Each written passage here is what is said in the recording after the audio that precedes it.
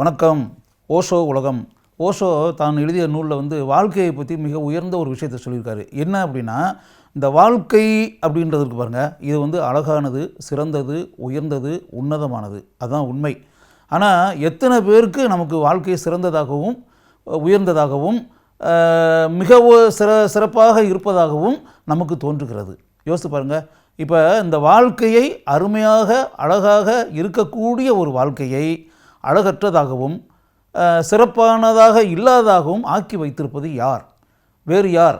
நம்மை சுற்றி இருக்கக்கூடிய பெரும்பாலான ஆன்மீக மனிதர்கள், பேராசிரியர்கள், ஆசிரியர்கள், எழுத்தாளர்கள், சிந்திக்கக்கூடிய மனிதர்கள்.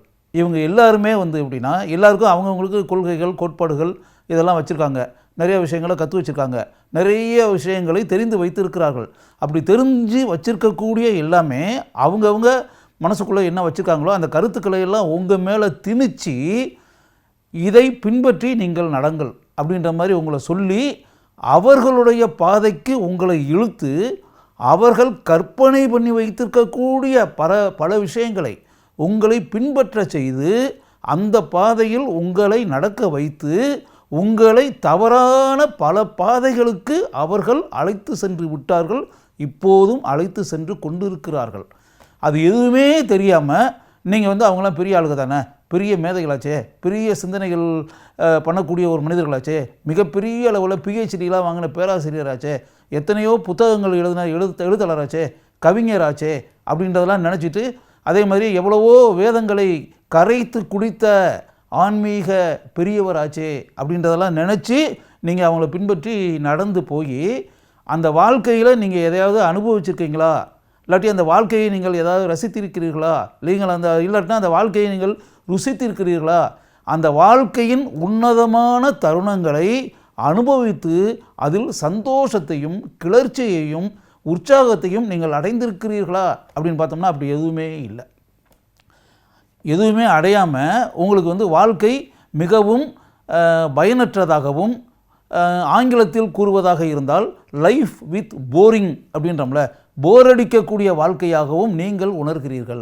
அப்போ யோசிச்சு பாருங்கள், அருமையாக இருக்க வேண்டிய, அழகாக இருக்க வேண்டிய ஒரு வாழ்க்கையை வெறுப்பு தரக்கூடிய வாழ்க்கையாக ஆக்கி விட்டதற்கு இவர்கள் அனைவரும் தான் காரணம். அதை நீங்கள் எப்போது உணர்ந்துருக்கீங்களா?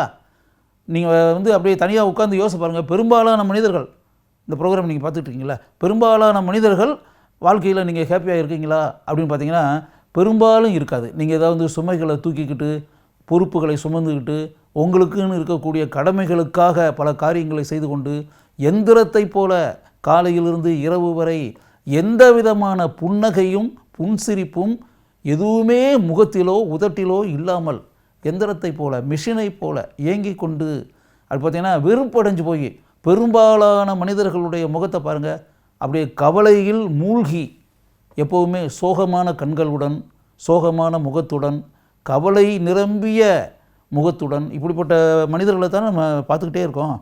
ஏன் இப்படி மனிதர்கள் இந்த வாழ்க்கையில் ஆகிவிட்டார்கள்? அப்போ வாழ்க்கை அவர்களுக்கு கசக்கிறது, இனிக்கிறது என்று கூறுவதற்கு இல்லை.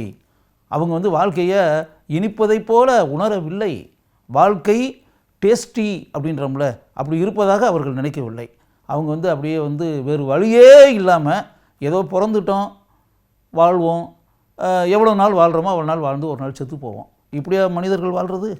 அப்படி வாழக்கூடாது. அதனால் உங்களை இப்படி ஒரு பயனற்ற வழிகளில் பயணிக்க வைத்து, வாழ்க்கை என்பது சந்தோஷமற்றது, வாழ்க்கை என்பது குதூகலமற்றது, வாழ்க்கை என்பது உற்சாகமற்றது அப்படின்ற மாதிரி உணர்வு உங்களுக்கு தோன்றக்கூடிய அளவிற்கு இந்த மனிதர்கள் இப்படி ஆக்கிவிட்டார்கள். அதனால் இனிமேலும் அவர்கள் போட்ட பாதையில் நீங்கள் நடக்க வேண்டாம்.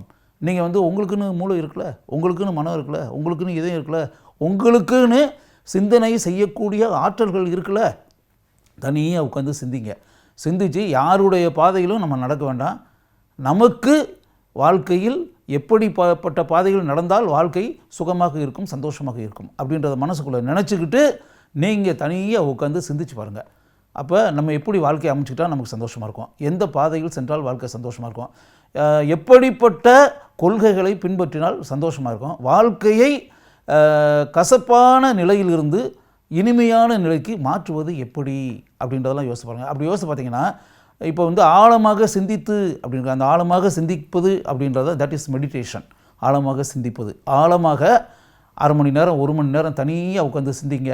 உங்கள் மனசை வந்து அலைபாய்ந்து கொண்டிருக்கக்கூடிய மனதில், ஏன்னா எல்லாருமே சேர்ந்து உங்களை வந்து வேறு வேறு பாதைகளில் பயணிக்க வைத்து, வேறு வேறு கொள்கைகளை திணித்து, வேறு வேறு அறிவுகளை திணித்து, வேறு வேறு கோட்பாடுகளை உங்கள் மனதிற்குள்ளும் மூளைக்குள்ளும் செலுத்தி குப்பைகளை வந்து உங்களுக்குள்ளே திணிச்சு செலுத்தி வச்சுருக்கிறாங்க. அதெல்லாம் தூக்கி விட்டெறியணும். எல்லாத்தையும் கடாசி விட்டெறிந்து அப்படின்றாங்களே, விட்டெறிந்து விட்டு நிர்மலமான மனதுடன், தெளிவான மனதுடன், எந்த குப்பைகளும் இல்லாத மனதுடன் நீங்கள் இருக்கும்படி உங்களை ஆக்கிக் கொள்ளுங்கள். சுத்தமாக இருக்க வேண்டும், புனிதமாக இருக்க வேண்டும், நிர்மலமாக இருக்க வேண்டும். அப்படி மூளையையும் மனதையும் இதயத்தையும் முதலில் வைத்து கொள்ள பாருங்கள். அப்படி சூழல் உண்டான பிறகு நீங்கள் வந்து அப்படியே மனதை ஒருநிலைப்படுத்தி நீங்களே சிந்திக்கணும். எப்படியெல்லாம் வாழ்க்கையை அமைச்சுக்கிட்டோம்னா வாழ்க்கை சந்தோஷமாக இருக்கும், எப்படிப்பட்ட பாதையில் நடந்தால் வாழ்க்கை குதூகலமாக இருக்கும், எப்படிப்பட்ட விஷயங்களையெல்லாம் பின்பற்றி நடந்தால் நம் வாழ்க்கை நமக்கு சந்தோஷத்தை தரும் அப்படின்ற மாதிரி நீங்கள் மனசுக்குள்ளே நினச்சி ஆழமாக அப்படி சிந்திக்க வேண்டும். ஆழமான தியான நிலையில் உங்களை மூழ்கடிக்க வேண்டும். அப்படி மூழ்க செய்துவிட்டு அதுக்கு பிறகு பார்த்திங்கன்னா உங்கள் உடம்பில், உங்கள் மூளையில், உங்கள் மனசில், உங்கள் இதயத்தில் எந்த அளவிற்கு ஒரு வியக்கத்தக்க மாறுதல் உண்டாகிறது அப்படின்றத நீங்களே பார்ப்பீங்க. ஒரு பரவச நிலை அப்படின்ற மாதிரி ஒன்று உண்டாகும். அந்த உண்டான பிறகு இதுக்கு முன்னாடி பலரையும் பின்பற்றி நடந்து சென்ற நீங்கள் இருக்கீங்களே, அந்த மனிதன் அல்ல இப்போ இருக்கக்கூடிய நீங்கள் வந்து இப்போ சுயம்பு அப்படின்றோம்ல, சுயமாக உங்களை நீங்கள் உருவாக்கி கொண்டிருக்கிறீர்கள். உங்களை உருவாக்கி கொண்ட சிற்பி நீங்கள் தான் எழுத்தாளர், நீங்கள் தான் கவிஞர், நீங்கள் தான் சிலையை செய்த சிற்பி, நீங்கள் தான் உங்களை செதுக்கி கொண்ட உருவாக்கி கொண்ட கடவுள் தன்மை கொண்ட மனிதன் அப்படின்னு. அப்போ இந்த நிலை வந்த பிறகு எந்த அளவுக்கு நீங்கள் மாறுதல் பெற்றிருக்கிறீர்கள், எந்த அளவுக்கு உங்களுக்குள் மாற்றங்கள் உண்டாகி இருக்கின்றன அப்படின்றத யோசித்து பாருங்கள். அதனால் வந்து மிகப்பெரிய ஞானிகளும் மேதைகளும் சிந்தனாவாதிகளும் எழுத்தாளர்களும் பேராசிரியர்களும் உங்களை பல்வேறு பாதைகளில் நடக்க வைத்து இந்த வாழ்க்கை என்பதே பயனற்றதாகவும் பிரயோஜனமற்றதாகவும் வெறுப்பை தருவதாகவும் உங்களை ஆக்கி வைத்திருக்கிறார்கள் இதுவரை.